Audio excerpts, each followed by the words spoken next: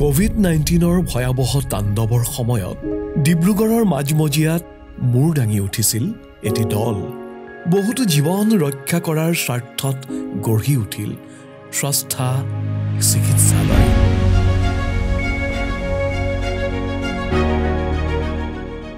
আৰম্ভণিৰ পৰাই স্ৰষ্টা কেৱল ইটাবালিৰে নিৰ্মিত এক অট্টালিকা নাছিল।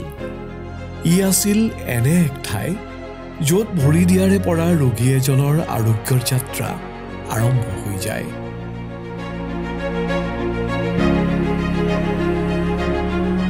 স্ৰষ্টাৰ প্ৰতিজন সদস্য এক শক্তিশালী স্বাস্থ্য সেৱা দলৰ গুৰুত্বপূৰ্ণ অংগ।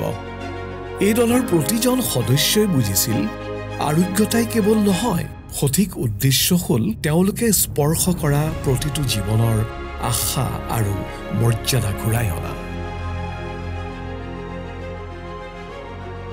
কিন্তু চিকিৎসালয় এখন গঢ়ি তোলা মুখৰ কথা নহয়।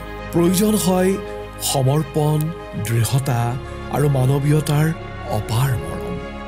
অসংখ্য বাধা বিঘিনিৰ পাছতো তেওঁলোক নিজৰ উদ্দেশ্য আৰু ৰোগীসকলৰ প্ৰতি তেওঁলোকৰ প্ৰতিশ্ৰুতিত বিচলিত হোৱা নাছিল।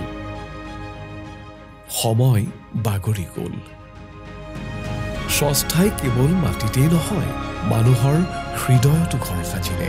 ই হৈ পৰিল শক্তিৰ স্তম্ভ, আৰ্তজনৰ বাবে আশাৰ এক উৎস।